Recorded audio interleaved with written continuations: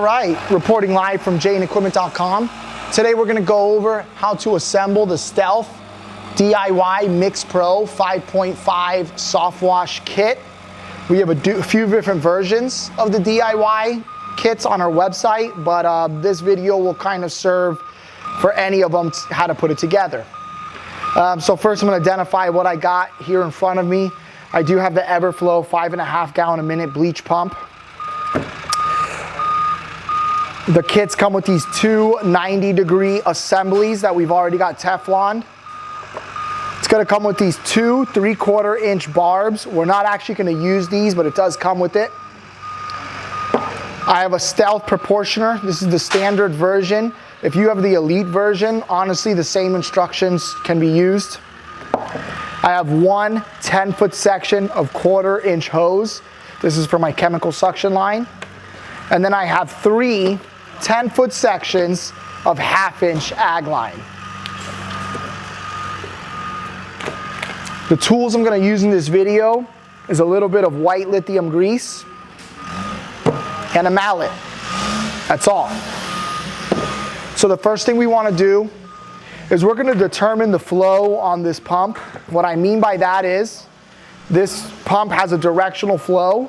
It has an arrow right here indicating to the left, which lets me know the material is going to enter the pump from this side and exit the pump from this side. I will be referring to this as the suction end and this as the spray end. So the first thing we want to do is attach the hose to the assembly with the barb, and then we're going to attach that to our suction end. At this point, I want to mention that I like to take one of these 10-foot sections and actually cut it in half to create two 5-foot sections. The reason for that is I like for my proportioner to be 5 feet away from my pump. I would personally not use the entire 10-foot section. I would always try to bring it down to 5 feet or less from my pump to the proportioner, and that way I can use my full 10 feet lines down here. In this video, I'm not going to cut it in half. I'm just going to show you how it's done, but that's just a word of advice. So the first thing I'm going to do is I'm going to attach this barb to a 10-foot hose section. I've already greased it up using some white lithium grease, but it's not very difficult. I'm just going to use my finger and smudge it on liberally. You know, I'm not cheap with the grease. Another thing I'm going to do here is I actually want to soften up the hose, but I only want to soften up this much of the hose. So I'm going to take the exact length of the hose that I want to enter into the barb, and I'm actually going to bang it here with my mallet on my wood top here. And what I'm doing is I'm just softening this up a little bit. And it's just going to make it easier for me to force this over the hose barb, because this is a very tight fit, and it's supposed to be. And even though this kit didn't come with hose clamps, I would recommend using hose clamps at every single one of these barbs. So now I feel like I've gotten that nice and loosened up. I'm going to give it a few more bangs. Hopefully you guys don't have to watch me struggle. A little bit of hot water here can also help loosen that up, but at this point I'm just going to try and force it right on.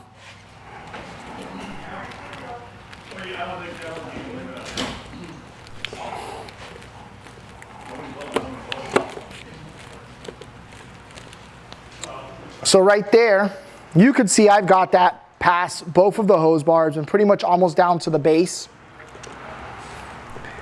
Just using the mallet and the grease. That did take a little bit of strength. I will say that I'm wearing these gloves, which give me extra grip. The biggest issue you're gonna have is being able to hold this hose well while forcing it on. So I am wearing these gloves that give me that grip. But as you can see, we have that on there now. So at this point, we can actually install this side onto the pump head. And so I'm going to pull this little plastic plug out, and I'm going to force this right into that hole. And I want you guys to kind of see how deep it goes in, all the way. And now I'm going to lock it in place. that's locked in place. You could still actually maneuver this back and forth like that, but you definitely don't want to do any undue pressure kind of in those directions. Now that we have that side on there, we're actually going to do the same thing for the proportioner end. So here I have my proportioner, and I want to attach this here because the proportioner is on the suction end of the pump. The water is going to be sucked, the material is going to be sucked through here and into the suction end of the pump.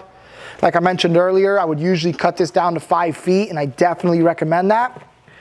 But for the sake of the video,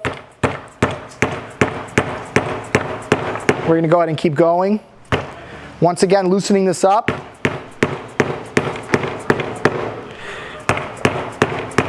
Makes it much more pliable.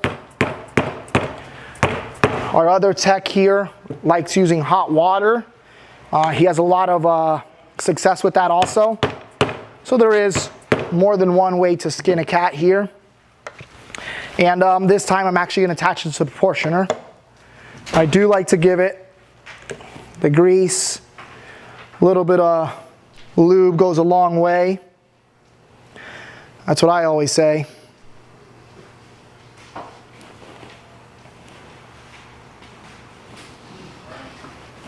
Okay, and just get enough on there. Like I said, I'm very liberal with the grease.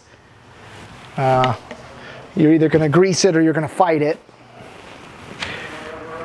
So I've softened this up. It feels pretty soft. I'm actually going to give it a few more bangs.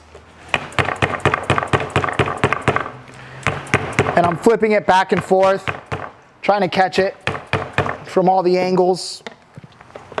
Here we go. And I'm just forcing her on, giving it a twist as it goes. The twist really helps. Almost got it.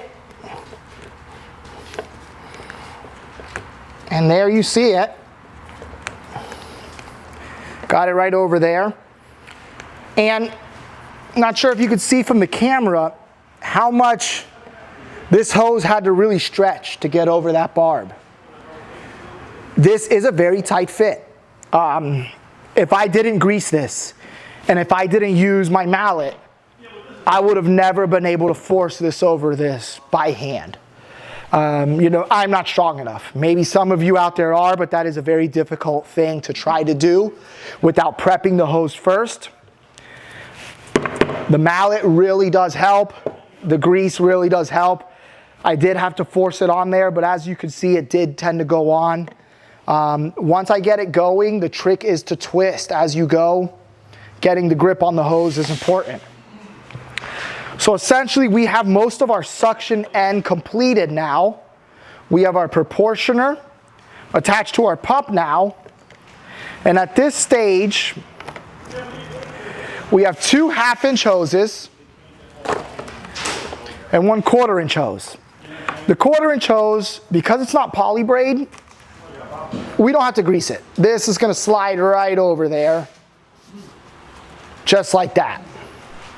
For these other 2 barbs, we're going to repeat the exact same process of greasing these barbs, hammering down these hoses, and attaching it in there. We're just going to repeat that. But at this point, I think you guys have your minds wrapped around how that's going to work. I'm actually going to talk about the spray side of the pump.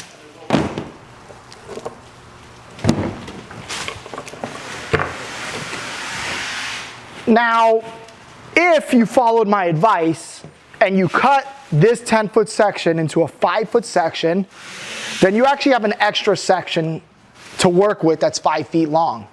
What I like to do with this 5-foot section is I run it from my pump to my hose reel swivel. That's if you're using a hose reel, that's why that extra 5 foot exists. If you're not using a hose reel, you don't have to do that. All you would have to do at this point is we're going to get our 200 feet of hose. So I'll grab a section here. See if I can find the beginning or the end here.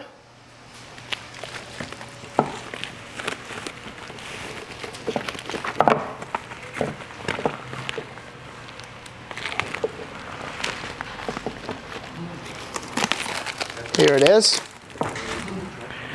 And once again, I'm gonna beat this section up, force this barb over, and install it here. It's the same set of directions from the suction end. It's really not gonna change too much. And once I have that installed on this side, I would install, once I have the hose installed on the barb, I would just install this assembly right back in here and lock it in place. And you can imagine I'd have my 200 foot of length off of here. That is the base assembly.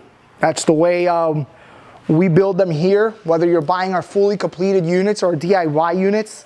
One thing I like to tell people is these pumps are self-priming, but they have a limit of the distance they can prime from. So what does that mean?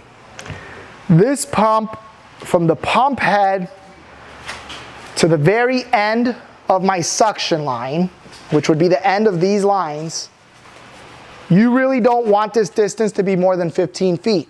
That's the reason I cut this to 5 feet and have these cut to 10. That makes those 15 feet. If you were to use 10 and 10, that's 20 feet.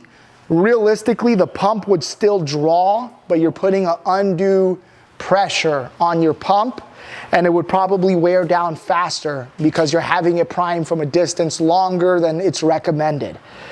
So that's another reason I like to cut that section down to 5 feet. That, all in all, is the instructions on how to get it done.